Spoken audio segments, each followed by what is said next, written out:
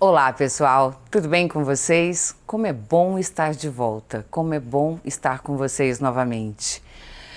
O tema que eu escolhi para a gente conversar hoje tem a ver com o conhecimento, mas não só aquele conhecimento formal que a gente aprende na escola, na universidade, que a gente aprende nos cursos profissionais, mas todo e qualquer tipo de conhecimento.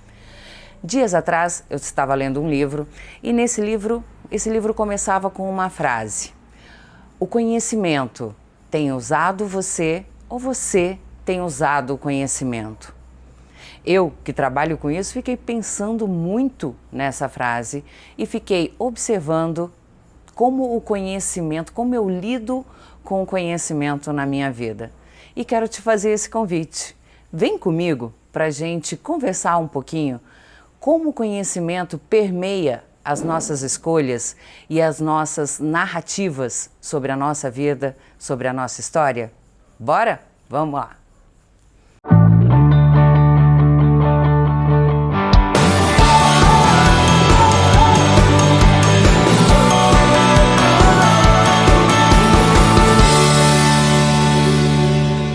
Bom, para a gente começar, eu acho que é interessante a gente começar dizendo que tudo que a gente experimenta na nossa vida gera conhecimento, né?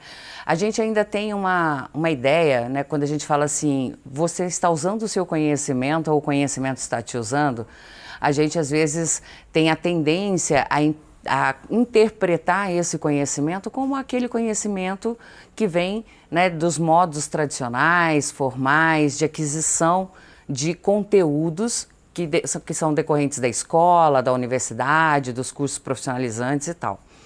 Mas aquela conversa com o avô na varanda de casa, aquela conversa com o pai no café da tarde, a conversa com os amigos, a conversa com o colega de trabalho no cafezinho, tudo isso gera conhecimento. E não só nas nossas relações interpessoais que nós temos oportunidade de adquirir conhecimento. Um filme que assistimos, uma série que assistimos, um lugar que visitamos, um livro que lemos, um pensamento que temos, enfim, tudo isso vai nos construindo e fazendo de nós quem somos. Acontece que esse conhecimento, ele passa por um filtro, né, que se chama narrativa. Talvez não na hora de ser absorvido, mas na hora de ser compartilhado. Quando a gente pensa, né, qual é o conhecimento que eu tenho? O que eu conheço sobre isso, sobre aquilo, sobre a vida? E às vezes nos achamos insuficientes, às vezes questionamos o que sabemos e outras vezes a gente acaba levando para o nosso cotidiano algumas crenças e alguns valores que são decorrentes dessas narrativas que fazemos sobre o nosso conhecimento. Olha só como é interessante, né? Se a gente parar para pensar, toda vez que alguém te pergunta alguma coisa sobre a sua história, alguma coisa sobre uma experiência vivenciada, ou nem quando você relata alguma passagem da sua vida, você resgata na memória aquelas cenas, aquela situação, aquele fato que você vivenciou e a partir da sua interpretação, você faz uma narrativa daquilo que você experienciou, ou seja, daquele conhecimento que você teve por meio daquela experiência. E aí que vem a minha pergunta. Em que momento você para pensar se essa narrativa descreve aquela situação, aquele fato, aquela percepção, aquele sentimento, aqueles pensamentos de uma forma literal, de uma forma verdadeira? Porque quando a gente faz essa narrativa, ela está imbuída das nossas crenças, dos nossos valores. E às vezes a gente vai moldando uma situação, um fato, algo que aconteceu conosco, até que ela se encaixe dentro das nossas crenças e dos nossos valores. Nós nos tornamos extremamente hábeis em contar histórias e contamos histórias para os outros sobre nós mesmos, mas também contamos para nós mesmos histórias sobre nós. E passamos a acreditar nessas histórias, que na maioria das vezes são verdadeiras, mas em outras vezes também trazem um peso, trazem uma percepção que não é lá a percepção mais verdadeira, mais real de quem somos. E aí nós começamos a confundir o quem somos pelo o que somos. Começamos a colocar a nossa identidade em algo externo a nós, porque passamos a acreditar nessas narrativas que nós fazemos de situações vividas. Passamos a acreditar nas narrativas que ouvimos sobre quem somos. E incorporamos tudo isso sem sequer nos questionarmos se isso é válido, se tem a ver comigo, se tem sentido, se está vinculado com o que eu percebo sobre mim. Pode até ser que naquele momento fez todo sentido, mas pode ser que hoje não faça mais. Por isso, quando a gente tira um tempinho para olhar a vida sobre uma nova perspectiva e entender como que o conhecimento que nós temos, seja ele tácito ou explícito, formal ou informal, né, todo esse conhecimento que nós vamos adquirindo sobre nós, sobre a vida, sobre as múltiplas coisas que nos permeiam, quando a gente tira esse tempinho para questionar, nós trazemos para nós resgatamos em nós a possibilidade de escolher. Escolher o quê? Validar ou revogar. Colocar em xeque, olhar para isso de uma forma que isso possa efetivamente me construir. Lembrando que às vezes, para que eu me construa, eu preciso primeiro passar por algumas desconstruções. Eu sei que pensar em desconstrução é meio desconfortável, porque nós nos tornamos PhD em ser quem somos. Achamos que estamos no nosso, né, que somos assim e que não tem outro jeito de ser. Essa é a nossa crença, mas nós somos muito mais do que isso.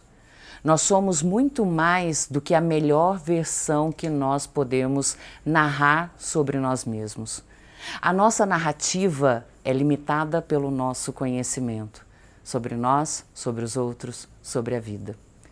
Quando nós ampliamos o nosso olhar, quando nós damos um passo atrás e aumentamos a nossa perspectiva sobre todo esse conhecimento, nós também ganhamos um vocabulário imensamente novo para fazermos as nossas narrativas de vida.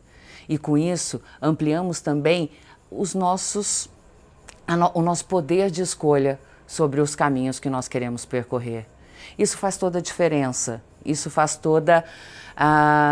traz uma riqueza, uma leveza, uma suavidade para a nossa vida.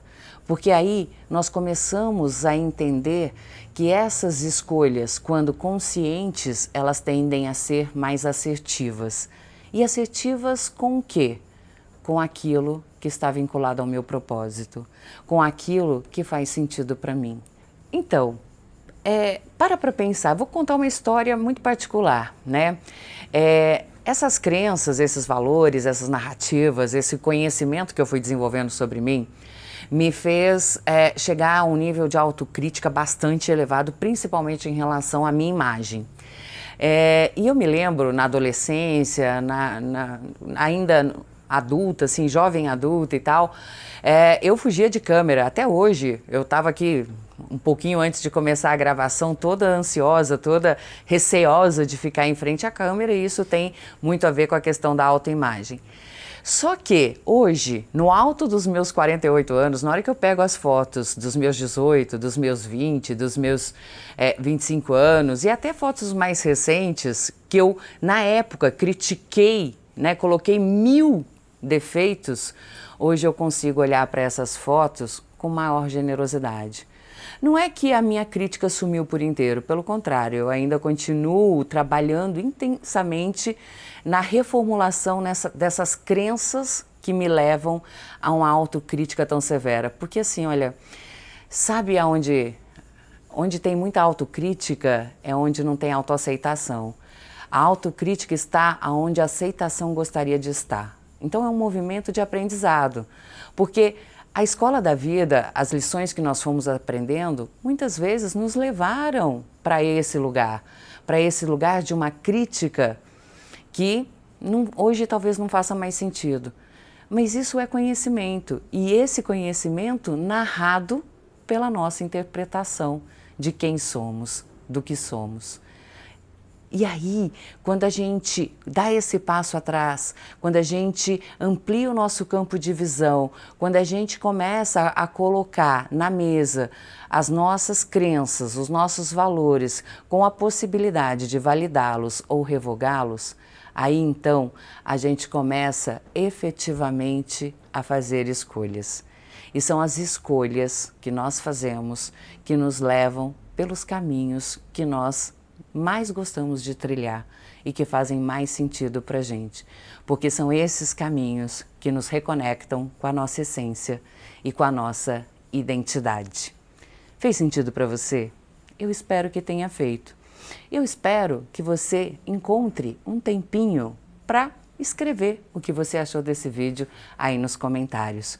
Eu espero que você se inscreva no nosso canal e acione o sininho, porque toda semana vai ter um vídeo novo com um assunto que faça a gente tirar 10 minutos do nosso dia para olhar para nós mesmos e encontrarmos mais sentido, mais significado na nossa vida e no nosso caminhar rumo ao nosso propósito. Eu te agradeço imensamente por você ter estado comigo até aqui e espero te encontrar na próxima semana. Um beijo e obrigada!